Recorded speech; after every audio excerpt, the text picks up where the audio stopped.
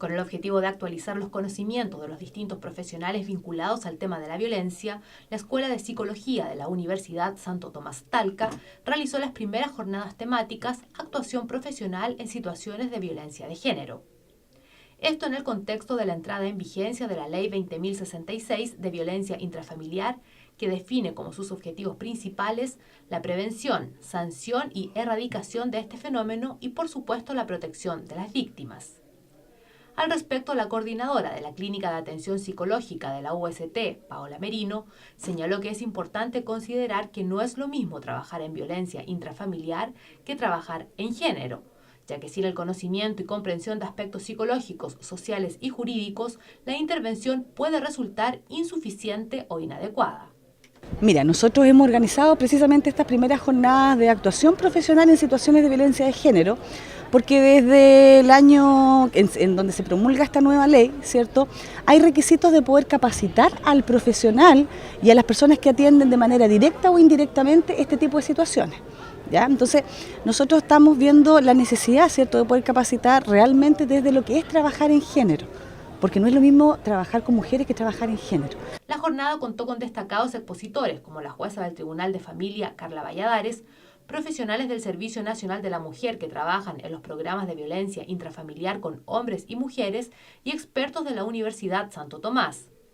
En este contexto también se dio a conocer el resultado de un estudio realizado por la antropóloga y docente de la UST, Yafsa Reyes, quien indagó sobre la violencia de género en el Maule tras el terremoto de 2010. Hay un aumento sustancial de la violencia después del terremoto en varios aspectos. Hay algunos tipos de violencia que son más conocidos, más famosos, entre comillas, y otros que no tanto.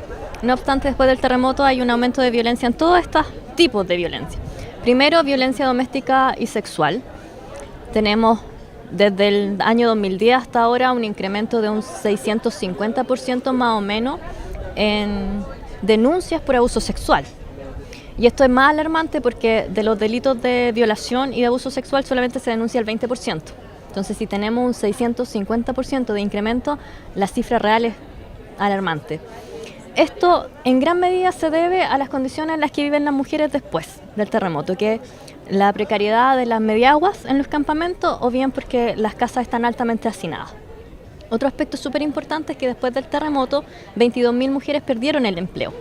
La profesional explicó además que las mujeres fueron las más perjudicadas con la pérdida del empleo tras el terremoto y que incluso las medidas tomadas por el gobierno para la reconstrucción las obligaron a enfrentar nuevamente a sus agresores. A diferencia de los hombres, que solamente fueron 10.000 los que perdieron el empleo. Pero después de un año, el 90% de esas mujeres que habían perdido el empleo todavía estaban cesantes. A diferencia de los hombres, que el 10% solo estaba cesante, en respecto de las mujeres, el 90% estaba cesante. ¿Por qué ocurre esto? Porque se cayeron los servicios y se cayeron el centro, donde trabajan principalmente las mujeres.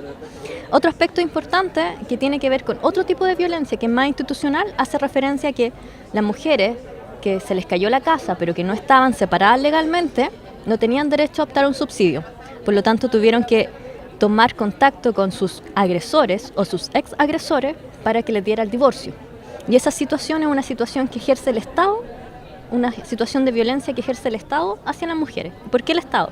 Porque el Estado debería asegurarse que eso no sucediera.